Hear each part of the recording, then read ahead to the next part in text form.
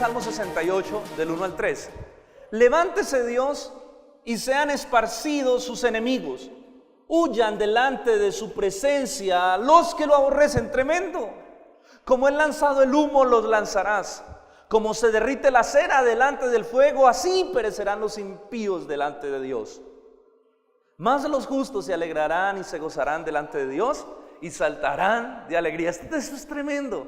Cuando yo leía este texto, este texto por un lado a uno le produce como cierto temor y reverencia, pero por otro lado produce alegría. Pero produce temor por lo que va a pasar con los enemigos de Dios, ¿verdad? Qué terrible es que alguien se constituya enemigo de Dios, ¿verdad? ¿Tú sabes qué es ser enemigo de Dios? Enemigo de un Dios todopoderoso, enemigo de un Dios glorioso. Y escucha, el texto nos dice que un día Dios va a destruir a sus enemigos.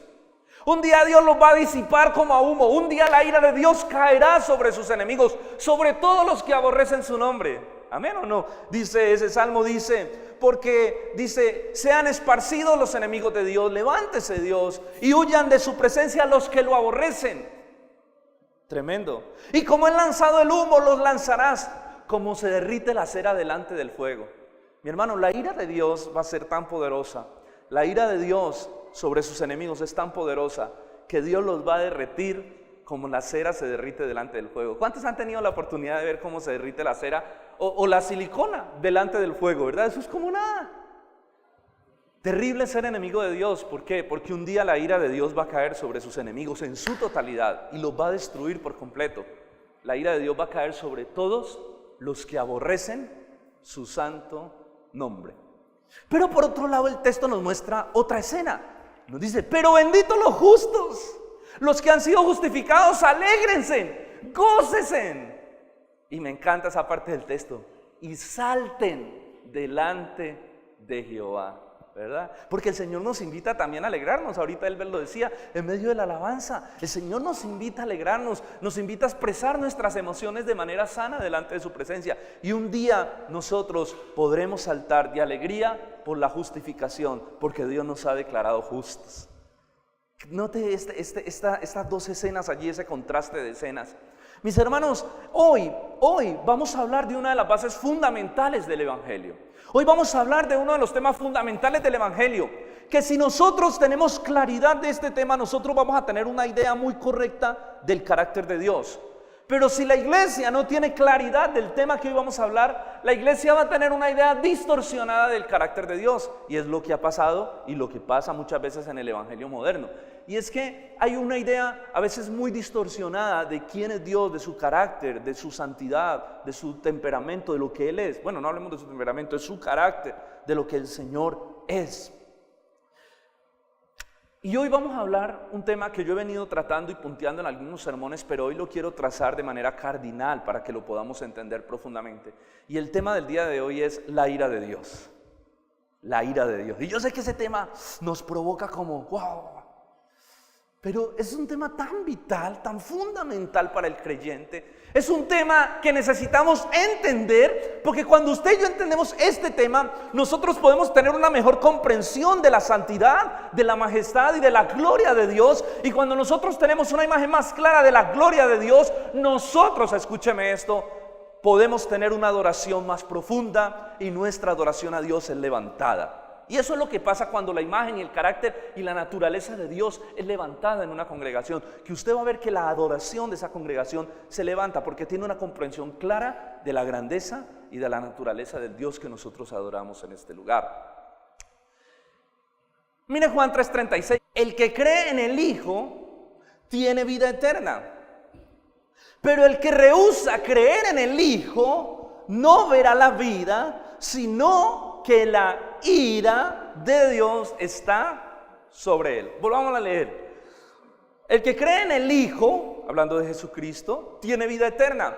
Pero el que rehúsa, es decir, el que rechaza, el que no quiere creer en el Hijo, no verá la vida, sino que la ira de Dios está sobre él. Hoy vamos a hablar sobre precisamente lo que este texto nos dice. La ira de Dios, y vamos a tratar de resolver 3 preguntas. La primera pregunta que vamos a tratar de resolver en esta mañana es: ¿qué es la ira de Dios? ¿Qué es la ira de Dios? ¿Saben qué? No sé por qué hoy en día no hablamos mucho de la ira de Dios. ¿Por qué no se toca este atributo de Dios que está relacionado con su santidad? Si la Biblia es muy clara acerca de la ira de Dios. Cuando nosotros leemos la Biblia, tanto el Antiguo Testamento como el Nuevo Testamento, es claro en mostrarnos que Dios es un Dios que también se aira, que Dios es fuego consumidor, ¿verdad? Entonces la Biblia es muy clara. Y el problema que tenemos a veces los creyentes es que nosotros pensamos que Dios era uno en el Antiguo Testamento y que el carácter de Dios como que ha cambiado, como que ha mutado, y Dios como que se ha vuelto en nuestra percepción más misericordiosa hacia el Nuevo Testamento. Y la verdad es que Dios no cambia, Dios es inmutable, su carácter es inmutable, su naturaleza es inmutable, Él es perfecto, Él no cambia. Dígale al que está a su lado, dígale, Dios no cambia. Él es el mismo ayer, hoy y para siempre. Él es el mismo. Dios no cambia. Y la Biblia es muy clara. Allí en Juan 3:36, una cita del Nuevo Testamento, nos dice que el que rehúsa creer en el Hijo, la ira de Dios está sobre él. Mire, cuando nosotros leemos, por ejemplo, apúntelo, no lo busque, se lo voy a leer. Se lo voy a decir, Romanos 1:18. Romanos 1:18 dice, porque la ira de Dios se manifiesta desde el cielo contra toda impiedad e injusticia de los hombres que detienen con injusticia la verdad. Pablo está diciendo que la ira de Dios, en Romanos está hablando que la ira de Dios se manifiesta desde el cielo contra toda impiedad y contra toda injusticia de los hombres. Y son citas neotestamentarias. Dios no ha cambiado en ningún momento, Dios sigue siendo el mismo. Dios es amor, pero Dios es también fuego consumidor. Dios se aira. La ira de Dios es fuerte, mi hermano. Pero usted y yo tenemos problema en entender la ira de Dios. De hecho, no nos gustan estos temas. No sé si a usted le pasa lo mismo, que cuando usted siente que va a hablar de la ira de Dios es como si algo se le incomodara por dentro. Como, uy, pastor, ¿por qué esos temas? Y créame que yo mismo sentí el mismo peso cuando yo oraba esta semana. Y yo le decía, Señor, ¿de qué vamos a hablar a la iglesia? Señor, ¿cuál es el tema que tú quieres? Y yo venía sintiendo fuertemente de parte del Señor hablándome por este tema, pero yo decía, no, Señor, hablemos de otra cosa, no sé, el amor, el gozo en el Señor, cómo nuestra vida puede ser plena en el Señor. El Señor me decía, habla de mi ira, porque en nosotros hay un rechazo interno a la ira de Dios. ¿Sabe por qué? Porque en el fondo nosotros tenemos miedo de esa ira, ¿sí o no? Y en el fondo rechazamos la ira de Dios, porque nuestra naturaleza pecadora rechaza eso.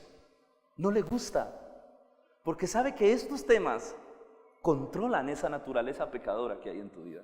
Porque sabe que estos temas lo que hacen es ejercer un control sobre nuestro pecado y restringir nuestra pecaminosidad. Entonces por eso hay algo en nosotros que se opone a escuchar acerca de la ira de Dios.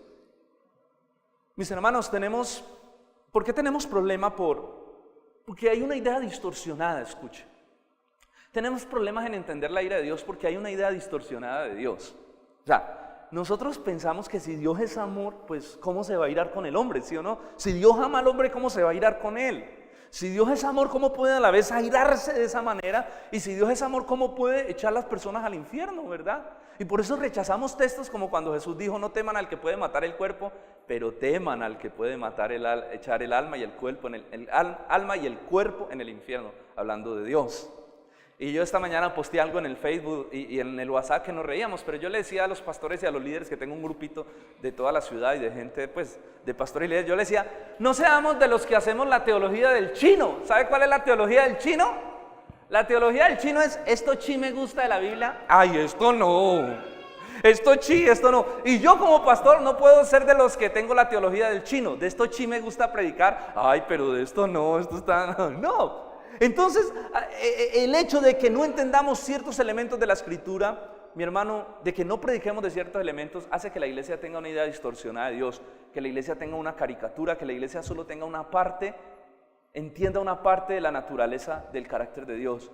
Pero cuando esa otra parte no está, nosotros no podemos tener más que una espiritualidad romántica, pero sin carácter y sin santidad en nuestra vida. Amén. ¿Y sabe qué es lo que más ha contribuido a que los latinoamericanos, los colombianos, los caleños tengamos una imagen distorsionada de Dios? ¿Sabe qué es lo que más ha contribuido a eso? ¿Sabe qué es lo que más ha contribuido? La Iglesia Católica. La Iglesia Católica es la que el peor daño ha hecho al pueblo latinoamericano. Bueno, a donde está, a todo mundo. Porque la Iglesia Católica vende una idea tan distorsionada, pero tan distorsionada de Dios, y se lo voy a explicar. Una iglesia tan antibíblica, una idea tan antibíblica de Dios. Y todo el mundo, como nosotros fuimos conquistados por católicos, ¿verdad? Por españoles, y el catolicismo nos inundó. Latinoamérica fue inundada por el catolicismo. De hecho, aquí cuando hubo el movimiento de la reforma de Martín Lutero, ellos enviaron unos misioneros cristianos y solo alcanzaron a llegar hasta Brasil. Y el catolicismo se arraigó profundamente en la conciencia latinoamericana. Y la idea que el catolicismo vende de Dios es la idea que muchos cristianos en nuestro país tienen, y en Latinoamérica. Y es esa caricatura de Dios donde habla de que Dios es bueno y que Dios en ningún momento se va a irar con nadie. Note usted que cuando muere alguien y le hacen un velorio católico, ¿cuáles son las palabras que usan los curas? ¿Cuáles son las palabras? Hay unas palabras en latín: requiem cantim paz, y se lo dicen a todo el que muere. Todo el que muere, porque yo he tenido que ir a entierros y a velorios donde hay católicos, y he estado allí por acompañar a familiares o a personas que conozco. Y siempre, mire, la persona pudo haber sido la más mala. La persona pudo haber sido el ladrón, el matón, el violador del barrio. Y cuando muere, las palabras que el cura dice son requiem cantim paz, que significa que descanse en paz. Y el catolicismo manda a todo mundo a descansar en paz. Y por eso todo mundo cree que cuando mueran van a descansar en paz. Y eso es la mentira más grande que existe. Más grande que existe. Porque el catolicismo dice: y si no descansas en paz, si no te vas de una vez a la presencia del Señor, pues te vas para el purgatorio un tiempito, mientras se ora y se hacen unas cosas para que salgas del purgatorio y puedas pasar al cielo. Pero tranquilo, que de todos modos, cuando mueres, requiem cantim paz, tú descansas en paz. Mentira. Eso no lo dice la Escritura. La Biblia dice que el que no está en el Hijo, lo único que verá será la ira de Dios cuando muera. Y es por eso que la gente no tiene temor a Dios. Ese mensaje ha hecho que la gente pierda el temor a Dios. Ese mensaje ha hecho que todo el mundo viva la vida como se le da la gana, y la gente solo piensa que cuando muere va a descansar en paz. ¿Nota usted el daño? ¿Nota usted el terrible daño a la conciencia colectiva que el catolicismo ha hecho con vender una idea distorsionada de Dios? Es un problema muy serio. Pero lo que más me preocupa hoy en día a mí es que muchos de nosotros, los cristianos, seguimos vendiendo el mismo mensaje. Seguimos diciéndole a la gente que Dios le ama, pero negamos la otra verdad. Y es que Dios está enojado con ellos por su vida de pecado, y que la ira de Dios está sobre ellos por su vida de pecado. Con nuestro modo de transmitir el evangelio hoy en día, Dios te ama y tiene un plan maravilloso para tu vida. Me invitaba una amiga a salir a una jornada social, de repartir cobijas y repartir comida. Yo le dije: claro, tenemos que hacerlo, como iglesia tenemos que hacerlo.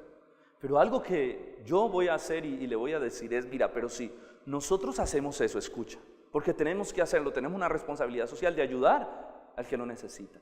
Pero si yo solo voy con una comida y le digo a alguien: Dios te ama y te manda esta comida, yo le voy a seguir reforzando la idea equivocada. Porque la persona va a seguir diciendo: ay, Dios me ama, y chévere, y bacano. Pero la persona no va a entender que sí, Dios le ama y pagó un precio muy alto por su salvación, pero que en este momento Dios está muy airado con él porque tiene una vida de pecado.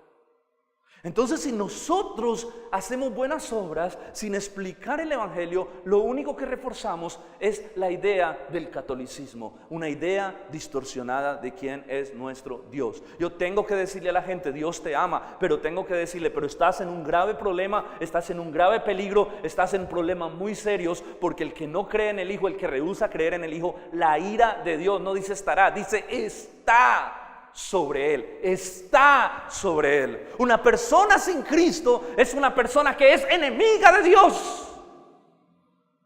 Y la ira de Dios está sobre él. Hermanos, un mensaje que dice solo Dios te ama, pero no hace consciente a la persona de su pecado y de cómo ese pecado ha ofendido la santidad de Dios. Solo ayuda a que ese pecador ame más su pecado y permanezca en la ignorancia de la verdad que lo llevará en última instancia al infierno y a la condenación eterna. Nuestro mensaje tiene que ser: Dios te ama, pero tú necesitas arrepentirte y aceptar ese amor. Y hacerlo con cariño, ¿no? Yo les he dicho. Hacerlo con cariño, con gracia. Pero a la gente hay que transmitirle la verdad. Hermano, esto es un asunto serio. Y si usted tal vez está pensando: pastor, y es que eso de la ira de Dios, mire, yo estoy tratando de hacerlo de la manera más delicada y entendible posible. Esta semana me escuché un mensaje que me inspiró mucho para pero yo decía: Dios mío, qué mensaje. Se lo recomiendo. El mensaje que produjo un gran avivamiento hace muchos años. Mucha gente se convirtió con ese mensaje. La presencia del Espíritu Santo cayó sobre ese lugar. La gente lloraba de arrepentimiento en ese lugar. La gente gritaba por su pecado cuando se predicó ese mensaje de Jonathan Edwards que dice: pecadores en manos de un Dios airado. Está en YouTube, se lo puede escuchar. Ese mensaje te parte el alma. Ese mensaje te lleva de rodillas a la presencia de Dios, porque tú entiendes la ira profunda de Dios para con el pecado y para con el pecador. Amén. Yo sé que hay muchas cosas. Nosotros a veces decimos: lo que pasa es que Dios aborrece el pecado, pero ama al pecador. Escuche, Dios aborrece el pecado y aborrece al pecador. Escuche lo que le voy a decir. Dios aborrece al pecado y aborrece al pecador. El pecador es un enemigo de Dios.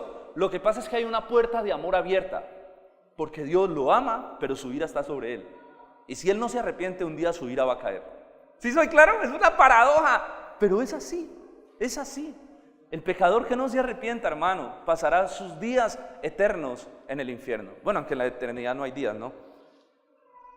Los hombres tenemos, ¿por qué nos cuesta? Entonces ya sabemos el problema de dónde viene. La naturaleza distorsionada de Dios viene del legado del catolicismo, porque eso nunca ha sido lo que ha predicado la iglesia cristiana durante la historia. La iglesia cristiana durante la historia ha predicado esta verdad acerca de quién es Dios, de su ira, del infierno, de la condenación eterna para los seres humanos. Ha sido más un legado del catolicismo que ha impregnado el evangelio también. Pero escuche, también tenemos problemas con entender la ira de Dios. ¿Sabe por qué? Tenemos problemas con entender la ira de Dios porque nosotros vemos la ira de Dios en términos muy humanos. O sea, nosotros comparamos la ira de Dios, y eso lo expliqué una vez en una predicación, con la nuestra. Escuche, la ira de Dios es santa. La nuestra, en la mayoría de veces, no. Nuestra ira es una respuesta emocional. Cuando uno se aira, es porque le sacaron la piedra. Entonces usted va una, y usted va aguantando, y van dos, pero se las va contando, y van tres, y usted a la cuarta, y usted a la quinta, dice: no hay quinta mala, y me hace el favor, jovencito, y usted estalla como un ataque de ira emocional, de cólera. Y hay mucha gente que en ese estado de cólera comete grandes daños. ¿Sí o no? Comete grandes daños emocionales o comete locuras. Así que en la mayoría de nuestras veces nuestra ira no es santa. Pero escuche, la ira de Dios es una manifestación de su santidad al aborrecimiento por el pecado. Eso es la ira de Dios. ¿Ustedes recuerdan cuando Jesús entró al templo? ¿Han leído esa historia? Que Jesús, cuando empezó su ministerio, él empezó su ministerio entrando al templo. Jesús entró al templo y empezó a ver lo que hacían en el templo. Y mire, eso, hermano, eso era un robadero. El templo en los tiempos de Jesús era un robadero. Escuche, la gente iba al templo a sacrificar animales, porque se sacrificaban animales por los pecados, pues eran la ofrenda al Señor. Y en el templo, una paloma, por ejemplo, que se iba a sacrificar, costaba 10 veces más dentro del templo que lo que podía costar una paloma fuera del templo. Haga de cuenta como cuando usted va al aeropuerto, que un tinto le vale 10,000. O sea, usted tiene que llegar conmigo al aeropuerto. Así, hermano, usted tenía que ir al templo con su cordero. Entonces la gente caminaba de fuera de Jerusalén, de muchos lugares, kilómetros y kilómetros, y llevaba sus animalitos para sacrificar, pero esos manes eran muy vivos. En el templo, vea, eso eran unos negociantes terribles. Ellos tenían un comité de revisión. Entonces el comité de revisión lo que hacía era revisar cada animalito, porque tenía que ser perfecto, no podía faltarle nada. Pero, ¿ustedes creen que cuántos animales de los que la gente traía pasaban? Poquitos. Eso era, vea, a este le falta una pluma. A esa paloma le falta una pluma, no le sirve, mijo, tienes que comprar una. Y ponían en todo el mundo. Entonces, claro, cuando Jesús viene, el intercambio de dinero era una cosa absurda, hermano, en serio. Yo me puse a investigar un poco sobre, era algo aterrador, el robadero de ese templo. Por eso cuando Jesús llega, voltea las mesas, los cambistas tiran las monedas al piso, azota todo eso y les dice: ustedes han convertido la casa de Dios en cueva de ladrones, mentirosos, ladrones.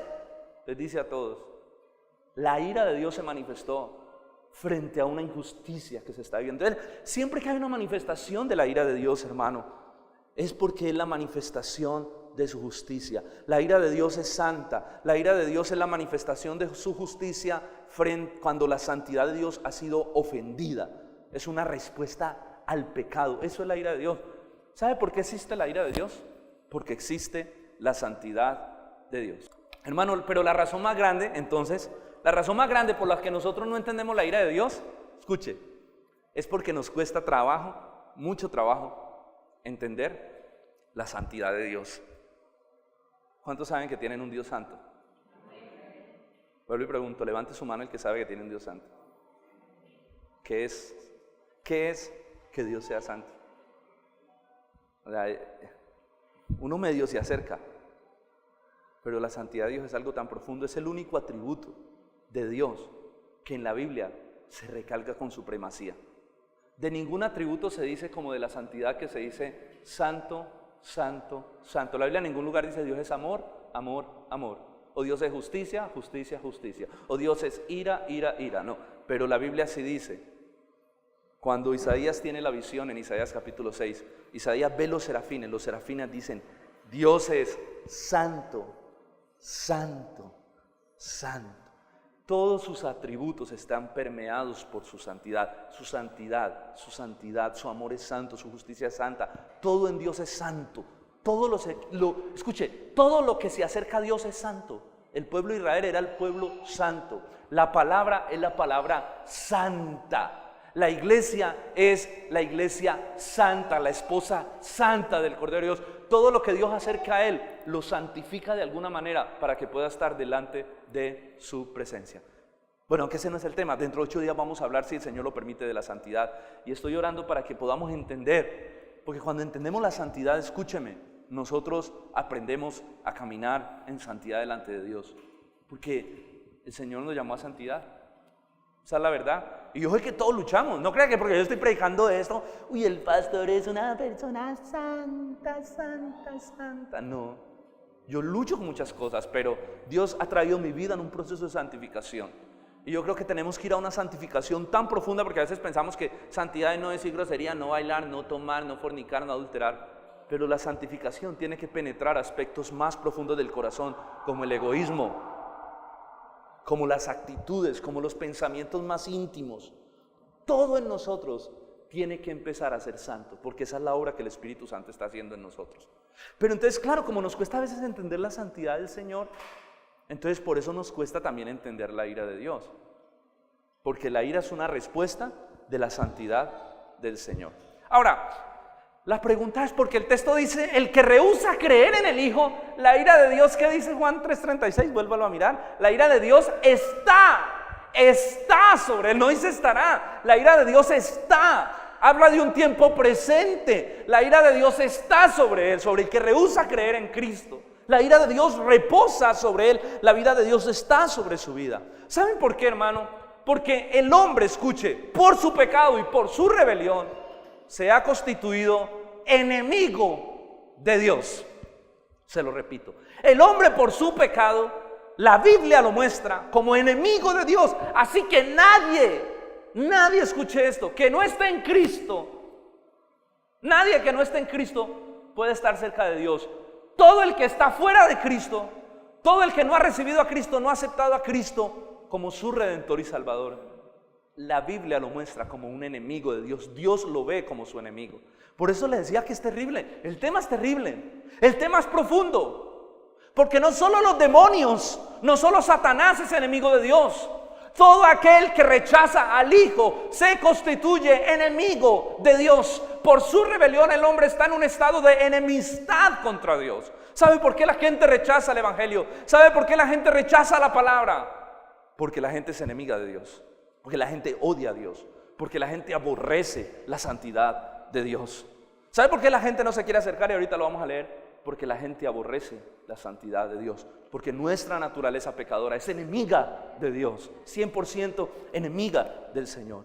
Mire, le voy a leer, búsquelo por favor. Póngale un separador allí y busque conmigo Efesios capítulo 2, versículo del 2 al 3. Dice la palabra del Señor así: y Él os dio vida a vosotros cuando ustedes estaban muertos, dice el apóstol Pablo, en sus delitos y pecados, en los cuales ustedes anduvieron en otro tiempo siguiendo la corriente de este mundo, conforme al príncipe de la potestad del aire, o sea, conforme a la voluntad del diablo, el espíritu que ahora operan los hijos de desobediencia, entre los cuales ustedes también en otro tiempo vivían.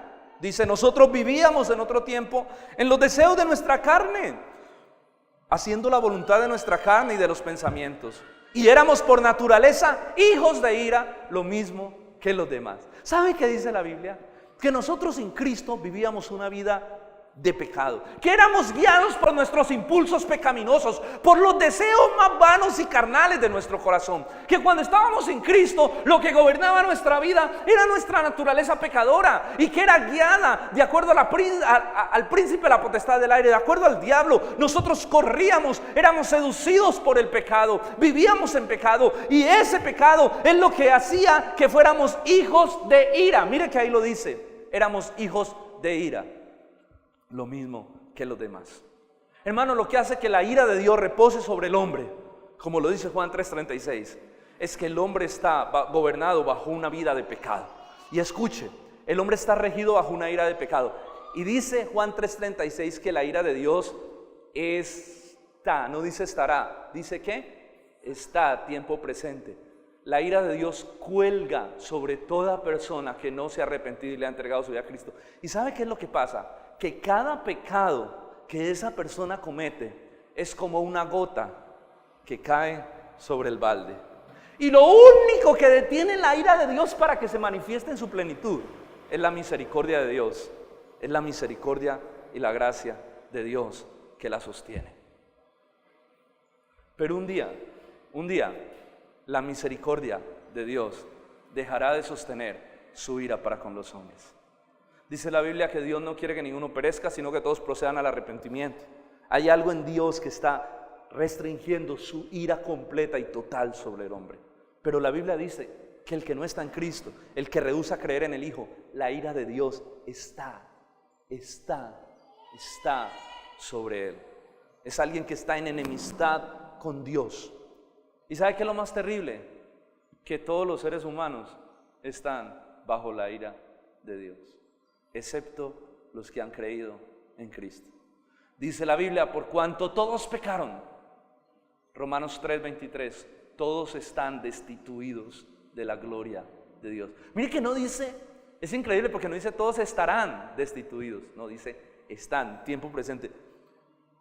Todo el que no está en Cristo, por cuanto todos pecaron, todos están destituidos de la gloria de Dios. Y el que no está en Cristo, la ira de Dios está sobre él. Note que son puros verbos presentes. ¿Por qué? Le voy a decir por qué. Porque el juicio ya está establecido. Eso no tiene marcha atrás. Todo el que no está en Cristo está condenado.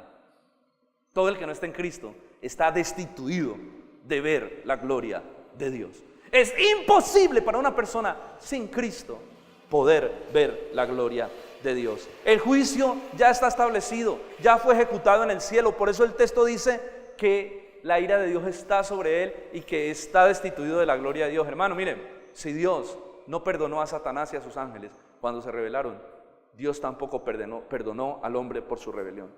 Dios abrió un camino de salvación. El único camino de salvación es Cristo. Pero la ira de Dios está sobre todo aquel que rehúsa creer en el Hijo de Dios. ¿Estamos entendiendo? Estoy siendo claro. Porque Dios es santo, santo. Y delante de la santidad de Dios no se puede acercar nadie que no haya sido limpiado y lavado de su pecado. Nadie. Tremendo eso, ¿sí o no? Ahora, pastor, eso está terrible. Entonces, ¿hay alguna salida? Porque si la ira de Dios está, ¿hay alguna salida? Esa es la segunda pregunta que tenemos. ¿Hay alguna salida? Porque ¿quién se puede librar? Dígame aquí, hermanos, ustedes díganme, ¿quién se puede librar de la ira de Dios? Si usted tiene un enemigo, si su enemigo es, no sé, alguien muy poderoso, pues usted tiene oportunidad de salida. Se va al país, no sé, se esconde, abre un hueco, compra una casa, se pierde. Pero cuando Dios, omnipotente, omnipresente, omnisciente, que está en todas partes, que todo lo sabe, es el enemigo de uno, no hay salida, no hay dónde esconderse. El salmista lo decía: ¿a dónde huiré de tu espíritu? ¿Dónde me iré de tu presencia? Si subiera a los cielos, allí estás tú. Si me meto debajo del mar, allí estás tú. Si me meto debajo de la tierra, allí estás tú. ¿Dónde podré esconderme de tu santidad, Señor? ¿Hay alguna salida? Sí, el mismo texto lo dice. Y el mismo texto muestra la salida y dice, Juan 3:36 dice: el que cree en el Hijo, así empieza diciendo, ¿cómo dice? El que cree en el Hijo tiene, no dice tendrá, ¿qué dice? Tiene. Note usted que la Biblia habla en presente. Tiene vida eterna. El que está en Cristo ya tiene vida eterna, y esa vida no se la quita nadie, porque ya Dios se la entregó. Al que cree, Dios le entregó la vida eterna. El que cree en el Hijo tiene vida eterna, ya la tiene. Solo hay una manera de ser librados de la ira de Dios, y es por medio del sacrificio de Cristo. No hay otra manera. Hermano, no hay otra manera. Con Dios no se puede hacer chancuco, a Dios no se le puede sobornar. Señor, recibime estos milloncitos y deja eso así. No hay otro mediador entre Dios y los hombres. La Iglesia Católica enseñaba que María, ¿no? María era otra mediadora. No, señores, la Biblia dice, porque no hay otro nombre debajo del cielo dado a los hombres en el cual ustedes puedan ser salvos: Jesucristo, el Hijo de Dios. Lo único que detiene la ira de Dios es Cristo. ¿Sabe por qué? Porque Cristo ya bebió la ira de Dios por nosotros. Es que eso no fue tan fácil, eso no fue como que listo, como que Dios dijo perdonados y punto, ya. Eso, ¿sabe cómo se llama? Eso se llama universalismo, y es lo que muchos creen. De hecho, la oración fuerte no, esta secta del 666, ¿cómo es que se llama? Creciendo en Gracia, ellos creen en el universalismo. El catolicismo en gran parte cree en el universalismo, y es que Jesús vino, murió y quitó el pecado del mundo, ya no hay pecado, todos están perdonados. Eso no es lo que la Biblia dice. La Biblia dice que el que cree en el Hijo ha sido perdonado, pero el que rehúsa creer, sus pecados están encima de él, por lo tanto la ira de Dios sigue reposando sobre su vida. Así que el universalismo es una herejía completa y total y absurda. Jesucristo bebió la ira de Dios por nosotros. Alguien tuvo que pagar.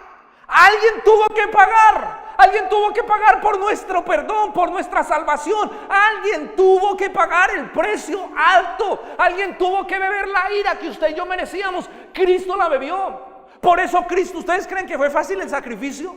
Hermano, Jesús en el huerto de Getsemaní, Jesús en el huerto de Getsemaní manifiesta el más profundo dolor intenso. Jesús en el huerto de Getsemaní, horas antes de ir a la cruz, oraba y dice que lloraba y su sudor eran como gotas de sangre. Jesús, dice la Biblia, se encontraba en gran agonía, y Jesús le dijo al Padre: Padre, si hay otra manera, si puedes pasar de mí esta copa, si encuentras otra manera de librar a los hombres de la condenación, hazlo, pasa de mí esta copa, pero no se haga mi voluntad sino la tuya. No había otra manera. Así que lo único que el Padre pudo hacer fue enviar un ángel a consolar a Jesús y a darle ánimo y decirle: mi hijo, no hay otra manera, tienes que morir, tienes que ir a la cruz, tienes que dar tu vida, porque no hay otra solución para librar al hombre de su pecado, solo la preciosa sangre de Cristo. Y cuando Cristo estuvo en la cruz, Cristo bebió la copa. Ustedes recuerdan que cerca de la hora novena, dice la Escritura, que hubo tinieblas sobre toda la tierra, y que en esos momentos Jesús clamó en la cruz: Dios mío, lama sabactani, que traducido es: Dios mío, ¿por qué me has desamparado? En esos momentos la ira de Dios, la justicia de Dios estaba cayendo sobre Cristo por causa de nuestro pecado, y Cristo experimentó la separación, la condenación eterna por nosotros, hasta que murió y derramó la última gota de su sangre. Cristo bebió hasta la última gota de la copa de la ira. Cuando Cristo dijo: pasa de mí esta copa, se estaba refiriendo a la copa de la ira de Dios. Cristo bebió la copa por nosotros, la copa de la ira. Ahora, el que no acepte a Cristo tendrá que beber la copa de la ira. Ustedes ven en Apocalipsis que hay 7 copas de la ira de Dios, ¿no? ¿No han leído Apocalipsis? Que habla de que se sueltan las 7 copas de la ira. Bueno, el mundo beberá la copa de la ira. El que no está en Cristo tendrá que beber tarde o temprano esa copa, y créame que será destructiva y amarga. Fue el amor de Cristo, escuche lo que le voy a decir, fue el amor. Nada más sostuvo a Cristo en la cruz, nada más motivó a Cristo del Getsemaní a la cruz, nada más lo movió del Getsemaní hasta la cruz, sino el amor por nosotros, el amor por los redimidos, el amor por su pueblo. Llevó a Cristo a la cruz, el amor por nosotros mantuvo a Cristo clavado, habiéndose podido bajar. El amor por nosotros hizo que Cristo sufriera lo oprobio, que Cristo sufriera el dolor de la cruz, los azotes, la injusticia, la calumnia de los soldados. Fue el amor que te tuvo a ti, el amor que me tuvo a mí, lo que mantuvieron a Jesús en la cruz. No fueron sus clavos, fue su amor, fue su amor. Porque no había otra manera de expiar el pecado. Por eso allí mismo en el capítulo 3, el versículo 16, que todos nos sabemos de memoria, dice: porque de tal manera te amó Dios, porque de tal manera amó Dios al mundo, de tal manera fue tan grande su amor, que fue capaz de dar a su Hijo unigénito, para que todo aquel que en él crea no se pierda, mas tenga vida eterna. Dios te amó a lo sumo, Dios mostró su amor por ti y por mí a lo sumo, clavando a su Hijo en la cruz, viendo a su Hijo derramar hasta la última gota de sangre por amor a nosotros, por amor a nosotros. Y Jesús nos pasó de ser enemigos a ser hijos. Porque Juan dice: mas a todos los que le recibieron, dice Juan 1:12, a los que creen en su nombre, les dio el poder legal, la potestad de ser hechos hijos de Dios. Los creyentes somos cambiados de ser enemigos a ser hijos de Dios. Pero el sacrificio fue alto y doloroso. Por eso, hermano, la cruz es una paradoja. La cruz, lo que pasó en la cruz es tan profundo. Por eso Pablo dice: yo predico a Cristo y a Cristo crucificado, porque hay tanto en la cruz que sucedió, tanto que pasó por nosotros allí en la cruz. Hermano, la cruz es la paradoja. En la cruz se encontraron la justicia y el amor. En la cruz se encontró la ira de Dios y la misericordia de Dios. En la cruz se besaron la gracia y la verdad. Mira, hay un salmo que lo dice de esta manera, se lo voy a leer, apúntelo, Salmo 85:10. La misericordia y la verdad se encontraron, la justicia y la paz se besaron en la cruz. La cruz reconcilió esas cosas. Hermano, mire, en la cruz la ira del Padre estaba siendo derramada sobre Cristo, pero a su vez el amor de Cristo estaba siendo derramado sobre nosotros. ¿Soy claro? La ira de Dios estaba siendo derramada sobre Cristo, pero el amor de Cristo estaba siendo derramado sobre nosotros. En la cruz la justicia del Padre estaba siendo ejecutada sobre su Hijo justo, pero a la vez la misericordia de Cristo estaba siendo otorgada a los pecadores. En la cruz el dolor de Jesús por el sufrimiento se encontró con nuestro gozo por la salvación. Todo eso pasó en la cruz. El sacrificio fue alto. Por eso la Biblia dice: el que tiene al Hijo tiene ¿qué? ¿Tiene qué? Vida eterna. Pero ¿qué pasa con el que rehúsa creer en el Hijo? Pero el que rehúsa creer en el Hijo, la ira de Dios está sobre él. ¿Sabe por qué? Porque la santidad de Dios aborrece a todo aquel que rechaza el sacrificio que Él hizo en la cruz, porque fue muy alto.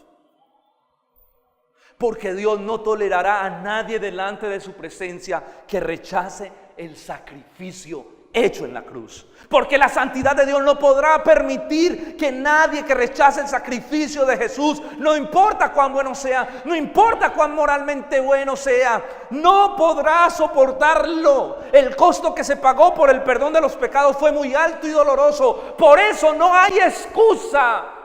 No hay excusa delante de Dios. El que no cree en el Hijo ha sido condenado. Miren el capítulo 3 allí mismo, el versículo 18 y 19. Miren lo que Juan dice en el versículo 18 y 19 del capítulo 3. El que cree no es condenado. ¿El que cree qué? El que cree no es condenado.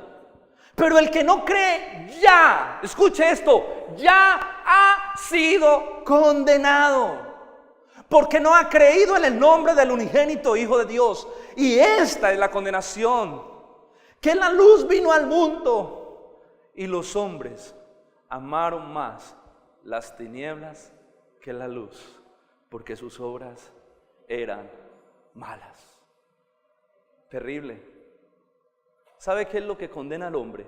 El rechazo abierto al sacrificio de la cruz. ¿Y sabe por qué la gente rechaza el sacrificio de la cruz? Porque los hombres aman más las tinieblas que la luz. Por eso solamente una obra soberana del Espíritu Santo puede permitirle a alguien creer en Cristo y acercarse a Él. Porque el hombre ama su pecado y aborrece a Dios. Y tenemos que orar para que la gente conozca a Cristo. Y tenemos que hablar el mensaje de salvación.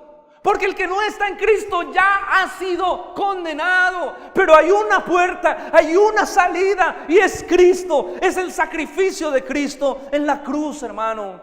Porque la santidad de Dios no tolerará a nadie que rechace ese sacrificio. Nadie podrá llegar al cielo y decir: es que yo no creí en Jesús, pero déjeme entrar. Porque todo el que rechace el sacrificio de la cruz, lo único que verá será la ira de Dios sobre su vida.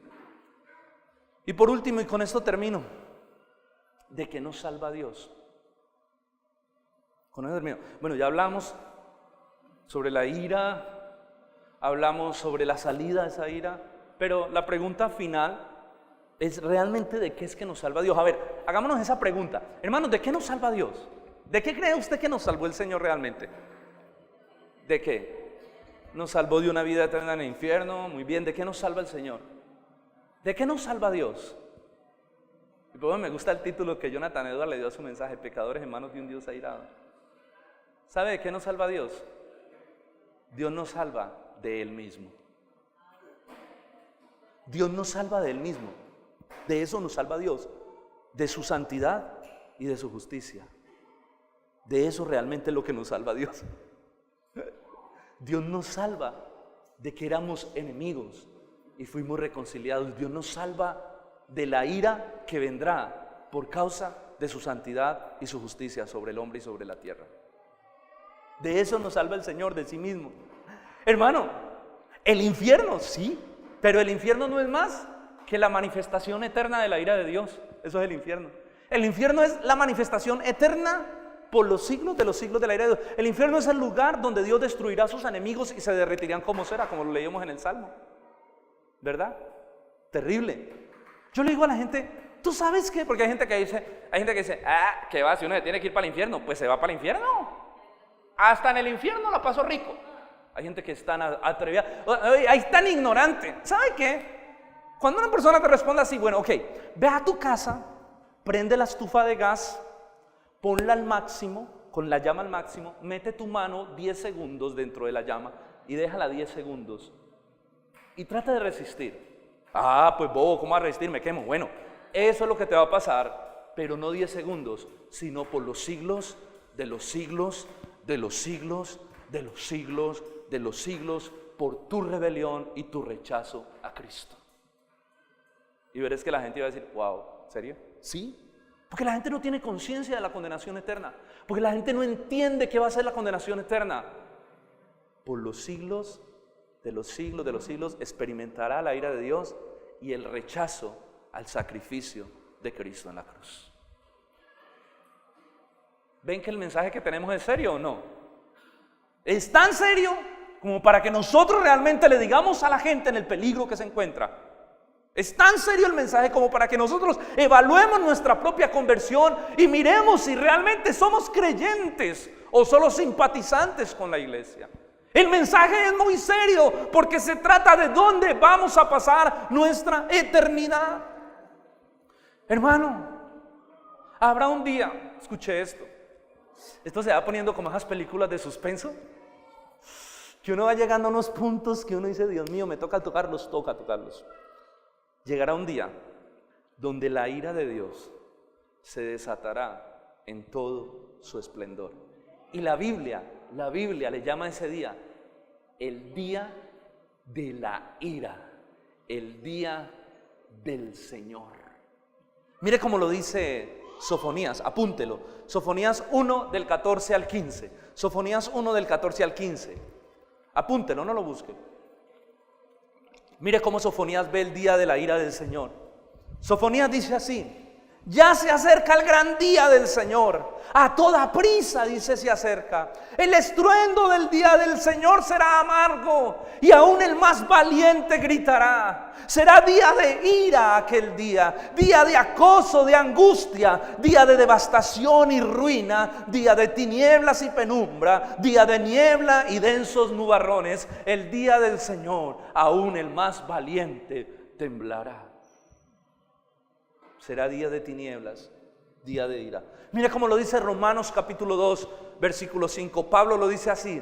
Pablo le está hablando a los romanos y le dice: pero usted, por su obstinado pecado y por su corazón empedernido, por su corazón endurecido, sigue acumulando castigo contra sí mismo para el día de la ira, cuando Dios revelará su justo juicio, porque Dios pagará a cada uno según lo merezcan sus obras. Habrá un día del justo juicio de Dios, donde Dios pagará a cada uno conforme a su maldad. La ira de Dios se desatará sobre los pecadores. Y los únicos que estarán de pie fue aquellos que aceptaron la misericordia ofrecida en Cristo Jesús. Nadie más. Y quiero que busque este texto. Apocalipsis capítulo 20. Mire cómo lo dice Apocalipsis. Vaya conmigo a Apocalipsis 20 del 11 al 15. Y vi un gran trono blanco y al que estaba sentado en el trono, delante del cual huyeron el cielo y la tierra, y ningún lugar se encontró para ellos. Está hablando del día del juicio. Huyó el mismo cielo y la misma tierra, y ningún lugar se encontró para esconderse. Y vi a los muertos, grandes y pequeños, que estaban de pie delante de Dios. Y los libros fueron abiertos, y otro libro fue abierto, el cual es el libro de la vida. Y fueron juzgados los muertos por las cosas que estaban escritas en los libros según sus obras. Y el mar entregó los muertos que habían en él, y la muerte y el Hades entregaron los muertos que habían en ellos, y todos fueron juzgados cada uno según sus obras. Y la muerte y el Hades fueron lanzados al lago de fuego, que es la muerte segunda. Y el que no se halló inscrito en el libro de la vida fue lanzado al lago de fuego, que es la muerte segunda. Al lago preparado para Satanás y los ángeles. Los hombres rebeldes irán también a ese lugar, los que no acepten a Jesús. Hermano, cuando uno lee este texto, Apocalipsis tiene un grado de misterio y de por eso muchos de nosotros, y no me quiero acercar a Apocalipsis, pero Apocalipsis revela unas verdades muy profundas y tenemos que estudiarlo. Vos le digo, no podemos hacer la teología del chino, esto chi, esto no. El amor de Dios chi, la ira de Dios no, hay que hablar de todo el consejo de Dios. Todo lo necesitamos. Pero esas cenas tenas, porque nos dice, imagínense esto, toda la gente delante del trono de Dios y traen los libros. Y lo que dice ese texto es que cada pecado cometido está escrito en los libros, porque fueron juzgados según las obras que estaban escritas en los libros. Fulanito de tal, venga que aquí está tu expediente. Y empiezan. Yo no me imagino cuánto se demorará eso, pero eso, si eso va a ser eterno, entonces, y no sé cómo Dios lo va a hacer, pero pecado por pecado, para que la gente sepa que no es injusticia, pecado por pecado va a ser revelado. Terrible, ¿no? Y el que no se encontró escrito en el libro de la vida fue lanzado al lago de fuego. Pero pues le tengo una buena noticia, porque usted va a decir, uy, ¿cómo así me van a leer todos mis pecados allá arriba? Hasta lo que pienso. La buena noticia es que la sangre de Cristo borró nuestro expediente. La Biblia dice que Dios ha borrado nuestros pecados y se ha olvidado de ellos y los ha echado a lo profundo de la mar, y delante de Dios no hay pecado de sus redimidos. O sea que nuestro expediente está en blanco. A nosotros solo nos leerán en un libro, en el libro de la vida, al que ha creído en Cristo. Al que ha creído en Cristo. Pero ese día será un día de castigo para los enemigos de Dios, donde se derretirán como cera. Dios enviará al infierno, a la condenación eterna, a todos aquellos que rechazaron. Ese día la ira de Dios será desatada. Ese día Dios no habrá misericordia sosteniendo la ira. Ese día la ira de Dios se dejará caer en todo su esplendor sobre la humanidad. Y todos los que rechazaron creer en el Hijo irán a condenación eterna. Irán a la condenación eterna. Pero la buena noticia es que, como decía el Salmo, pero la alegría será para los redimidos. Será un día de gozo para aquellos que han sido justificados. En ese día usted y yo cantaremos y saltaremos de alegría, porque se nos hará el decreto que ya se nos hizo de que somos justos, y se nos dirá: bienvenidos, benditos de mi Padre, entren al gozo de su Señor. Por eso será un día de gozo y júbilo para su pueblo, mi hermano. Ese es el Dios que tenemos. Ese día será de gozo, de júbilo. Hermano, la ira de Dios hacia nosotros se ha extinguido, tanto en el presente como la ira venidera. Ya no hay ira. Cristo, la sangre de Cristo, quitó la ira de Dios para nosotros. El único trato que Dios tiene ahora con sus hijos es un trato de misericordia y de bondad. La ira de Dios presente y futura fue abolida por la sangre de Cristo, que limpió nuestro expediente y nos pasó de ser enemigos a ser hijos de Dios. Nosotros no probaremos la ira, ni está sobre nosotros, ni estará en el día de la ira sobre nosotros, porque hemos pasado de muerte a vida. Ahora sí hemos creído, porque este mensaje es para los que han creído de verdad en Cristo. Dios nos perdonó. El apóstol Pablo lo dice así: porque si siendo enemigos ustedes fueron reconciliados con Dios por la muerte de su Hijo. Mire, si siendo enemigos ustedes fueron reconciliados por la muerte de su Hijo, mucho más estando reconciliados seremos salvos por su vida. Seremos salvos de aquel día. Seremos salvos del día de la ira de Dios contra la humanidad y contra todo el mundo que no quiso aceptar a Cristo y rechazó la oferta de gracia del Señor. Ese día no habrá gracia. Dios nos perdonó en Cristo. ¿Sabe para qué? Dios nos perdonó en Cristo para que podamos estar delante de su santidad. ¿Sabe qué hizo en Cristo? Dios borró tu expediente de pecado. Cuando Dios te ve a Cristo, no ve pecado, porque sin santidad nadie verá al Señor. Escuche, sin santidad, dice Hebreos, nadie verá al Señor. La única manera de que nosotros podamos estar eternamente en la presencia de Dios es por la santificación y la justificación que Dios hizo en nosotros a través de la sangre de Cristo. Es lo único. Ese día, hermano, ese día veremos a Dios cara a cara. Ese día saltaremos de alegría. ¿Cuántos han querido estar con Dios cara a cara? ¿Cuántos han querido ver el rostro de Dios? ¿Cuántos han querido ver la santidad de Dios? Nosotros en esta condición humana no podemos, porque todavía hay una naturaleza de pecado. Dios le dijo a Moisés: si te muestro mi rostro no podrás vivir. Te mostraré una parte de mi gloria. Los seres humanos no podemos ver el rostro de Dios, porque Dios es santo, santo, santo. Pero un día nuestro pecado será quitado por completo y estaremos delante de la presencia de Dios y podemos mirarlo cara a cara, y podemos adorarlo, y podremos adorar su santidad por los siglos de los siglos, y nos gozaremos, escuche eso, por los siglos de los siglos de los siglos. Cantaremos y nos gozaremos y nos alegraremos delante del Señor. Y yo quiero que terminemos leyendo Apocalipsis capítulo 21, por favor, versículo del 1 al 7. 21 del 1 al 7, cielo nuevo y tierra nueva es el título. Y vi un cielo nuevo y una tierra nueva, porque el primer cielo y la primera tierra pasaron y el mar ya no existía más. Y yo, Juan, vi la santa ciudad, la nueva Jerusalén, descender del cielo de Dios, dispuesta como una esposa ataviada para su marido. Y oí una gran voz del cielo que decía: he aquí el tabernáculo de Dios con los hombres, y morará Dios con ellos, y ellos serán su pueblo, y Dios mismo estará con ellos como su Dios. Escuche lo que va a pasar: enjuagará a Dios toda lágrima de los ojos de ellos, y no habrá muerte, ni más llanto, ni clamor, ni dolor, porque las primeras cosas pasaron. Y el que estaba sentado en el trono dijo: he aquí yo hago nuevas todas las cosas. Y me dijo: escribe estas palabras, que son fieles y verdaderas. Y me dijo: hecho está, ya está hecho. Yo soy el alfa y la omega, el principio y el fin. El que tenga sed, yo le daré gratuitamente de la fuente del agua de vida. El que venciere heredará todas las cosas, y yo seré su Dios, y él será mi hijo. Amén. Oremos, póngase.